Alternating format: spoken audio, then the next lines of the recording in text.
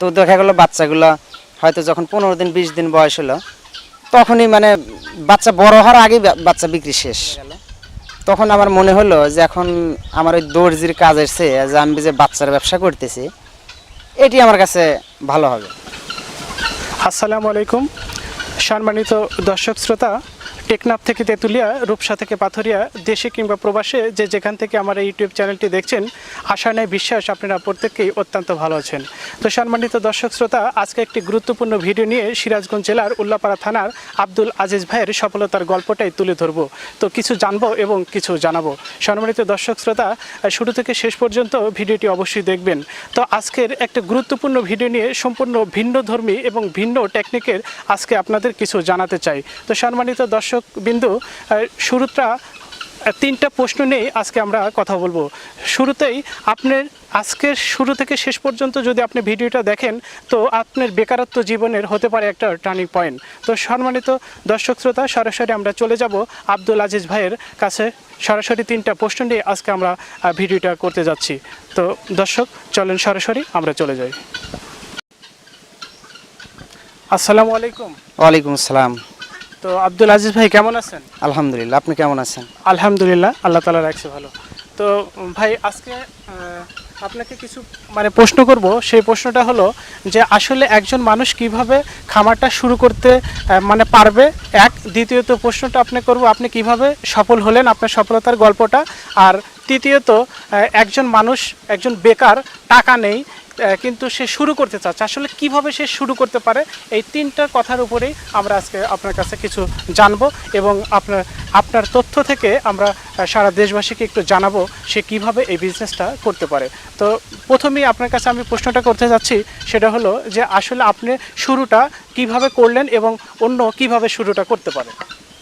আসলে আমার শুরুটা আমি শখের মাধ্যমে এটা আমার শুরু হয়েছে। আজ থেকে প্রায় ধরেন যে 4.5 বছর বা 5 বছরই হয়েছে। আপনার শাইখ সিরাজ স্যারের একটা প্রতিবেদন দেখছিলাম, আর সেই প্রতিবেদন ছিল আপনার টার্কি। তো এই টার্কিটা দেখার পরে আমার জিনিসটা খুবই ভালো লাগে। তখন তো টার্কির অনেক মূল্য ছিল। একটা জিরো বাচ্চা, 1 মাস বয়সী বাচ্চার দাম ধরেন যে 1500 টাকা, একটা জিরো বাচ্চার দামে আপনার 500 থেকে 600 টাকা। তো আমি কিছুদিন যাওয়ার পরে আমি 22 পিস বাচ্চা সংগ্রহ করলাম 10,000 টাকা দিয়ে। তো সেইটা আপনার শুরু করলাম তখন আমার বাড়িতে, তখন আমার এরকম খামার ছিল না। আমি বাড়িতে করার পরে তখন ওইগুলা হঠাৎ করে আমি 22 পিস টার্কির খাবার অনেক বেশি লাগে। একটা পাখি প্রায় দিন 300 গ্রাম খাবার খায় এভারেজ টার্কি। তো ওইগুলো খাবার দিতে পারলাম না, আর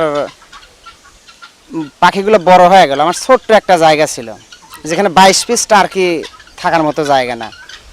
তো একটু গরমে অসুস্থ হয়ে গেল, তখন ওইগুলো বিক্রি করে দিলাম।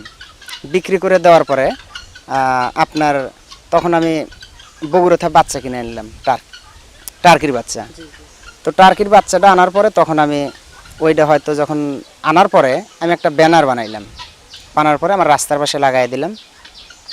তো দেখা গেলো বাচ্চাগুলো হয়তো যখন 15 দিন 20 দিন বয়স হলো তখনই মানে বাচ্চা বড় হওয়ার আগেই বাচ্চা বিক্রি শেষ। তখন তো ওই যে একটা আমার হইলো যে বাচ্চা যেহেতু একটু বড় বানালে চলে যায়, তারপরে যে আমি 150 পিস আনলাম 200 পিস আনলাম, এইভাবে আমার শুরু হলো বাচ্চার ব্যবসা। তো তারপরে আর ইতিপূর্বে আরেকটা জিনিস জানিয়ে রেখে, সেটা হচ্ছে আমি শুধু এইটাই তখন করি নাই, আমি টেলার্সের কাজ করি প্রায় 11 বছর। ওইটা করার পাশাপাশি আমি এটা ছিল। তো তখন এইভাবে করতে করতে প্রায় 2.5 বছর চলে গেল। তখন আমার মনে হলো যে এখন আমার ওই দর্জির কাজের চেয়ে যে আমি যে বাচ্চার ব্যবসা করতেছি এটি আমার কাছে ভালো হবে। তখন আমি বাড়িতে একটা ঘর দিলাম। ঘর দেওয়ার পরে আপনার আমি অল্প করে ধরেন যে তিথিরে বাচ্চা, টার্কি, কাদাকনাথ, এইগুলো অন্যের খামার থেকে আমি বাচ্চাগুলো সংগ্রহ করে 1 মাস পর্যন্ত পাইলে আমি জিনিসগুলো বিক্রি করি। ধীরে ধীরে যখন আমার ব্যবসার সময়টা দীর্ঘ হয়ে গেল, তখন ঢাকা বা সিলেট বিভিন্ন জায়গার ব্যাপারের সাথে পরিচয় হয়ে গেল, ওনারা এসে নিয়ে যায় বা অনেকে আসেও না, আপনার হয়তো টাকা পাঠায় দেয়, বাসের মাধ্যমে বাচ্চাগুলো আমি পাঠিয়ে দিই। তো এইভাবে করতে করতে আপনার এই এক সময় হইলো যে এখন আমি খামার করতে পারবো। তখন আলহামদুলিল্লাহ আমি যে জায়গাটা দেখতেছেন এই জায়গাটা আমার নিজস্ব না, অন্যের জায়গাটা আমি ভাড়া নিছি আর কি। এই জায়গাটার উপরে আমি একটা খামার করলাম।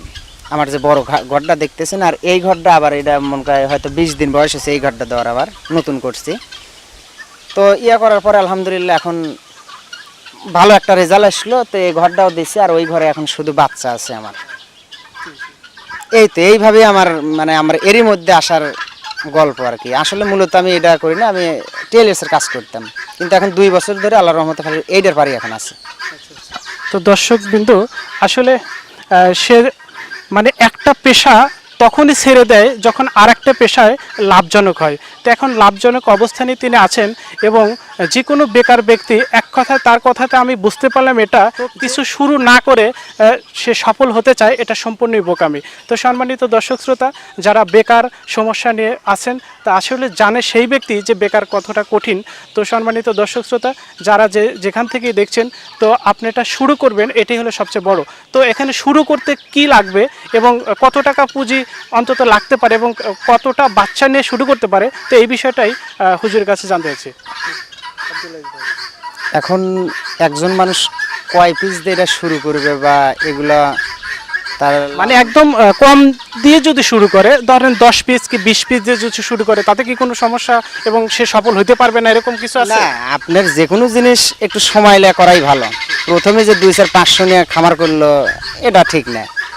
আমি যেমন 22 পিস দিয়ে শুরু করছি, ঠিক আছে, এখানে একজন 22 পিস কি 50 পিস কি 100 পিস দিয়ে শুরু করতে পারে। আর এই পাখিগুলোর একটা বৈশিষ্ট্য কি, আপনারা দেখতেছেন এখানে পাখিগুলোর নিচে আপনার সানের প্রয়োজন নাই, মাটি সরাসরি মাটিতে ওরা ওই যে বালি, আর ঘরটাও অতটা পাকাপোক্ত ঘরের প্রয়োজন নাই। আর পাখিগুলোর খাবার খরচ কম, একটা দেশি মুরগির যে খরচ তার চেয়ে মনে করে কম খরচ এই তিথিরে। আর আলহামদুলিল্লাহ বাংলাদেশে এখন তিথিরের প্রচুর চাহিদা, যেহেতু একটা তিথির পাখি ধরেন যে একটা দেশি মুরগি 6 মাসে 700 গ্রাম 800 গ্রাম ওজন হয়, আর একটা তিথির আপনার 5 মাসে ওজন হয় 1.5 থেকে 2.5 কেজি। আর একটা দেশি মুরগির বাজার মূল্য 300 থেকে 350 টাকা, আর এর একটা 5 মাস বয়সী বাজার মূল্য আপনার 1000 টাকা। এই জন্য আর দেখতেও খুবই সুন্দর, বর্তমানের চাহিদাও ব্যাপক, এবং আমি মনে করি ভালো লাভ আছে। আচ্ছা আচ্ছা। তো 22 পিস দিয়ে মাত্র শুরু করেছিল, তো এখন মোটামুটি আপনার খামারে কতটা মানে তার এই আর বাচ্চা আছে? আসলে বাচ্চা তো বড় করি না আমি তো আমার শুরু থেকে আপনাকে বললাম আমি বাচ্চার ব্যবসায়ী, আর এই খামারটা করছি আমি নতুন। তো যে পিছনে দেখতেছি এটা কত পিস এখন আছে, মানে এখন এখন প্যারেন্টস এগুলো ডিম দিচ্ছে? হ্যাঁ, এগুলো ডিম দিতেছে। এইটা আমি আমার খামারে উঠাইছিলাম 170 পিস, তো এইটা আমি মোরগগুলো বিক্রি করে দিই। এখন আমার আছে হলে 109 পিস মুরগি আছে, এর মধ্যে 90 পিস মুরগি আছে, আর বাদ ভাই আমার মোরগ। আচ্ছা, আর বাচ্চা প্রতি সপ্তাহে কি এটা প্রোডাকশন হয় আপনার? হ্যাঁ, প্রত্যেক সপ্তাহে প্রত্যেক বৃহস্পতিবারে আপনার বাচ্চা বাইর হয়। কোনো নতুন উদ্যোক্তা যদি আপনার কাছ থেকে বাচ্চা নিতে চায়, তো এটার করণীয় কি? এটার করণীয়, এখন কারো যদি বাচ্চার প্রয়োজন হয় আসবে, সমস্যা নেই, আমার খামারে এসেই দেখে শুনে নিয়ে যাবে।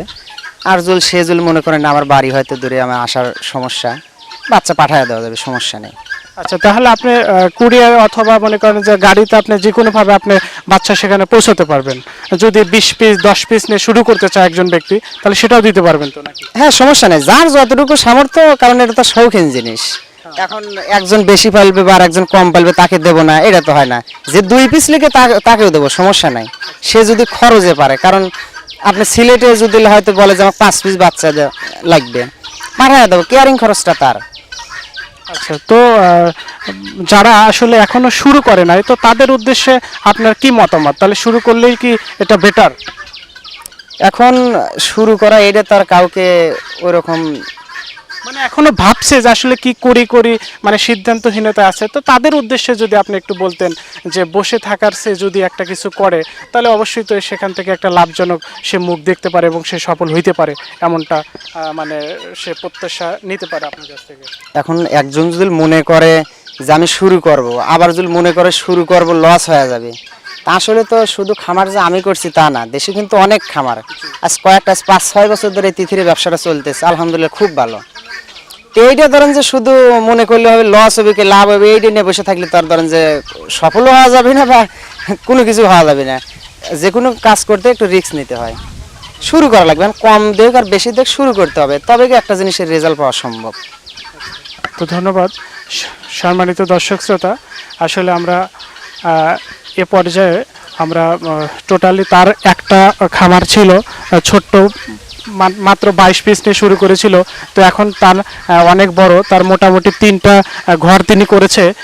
তো সম্মানিত দর্শক শ্রোতা, আজ আর নয়, তো যে যেখান থেকে আছেন ভালো থাকেন, সুস্থ থাকেন, নিরাপদে থাকেন, এই প্রত্যাশায় আজকের মতো আল্লাহ হাফেজ।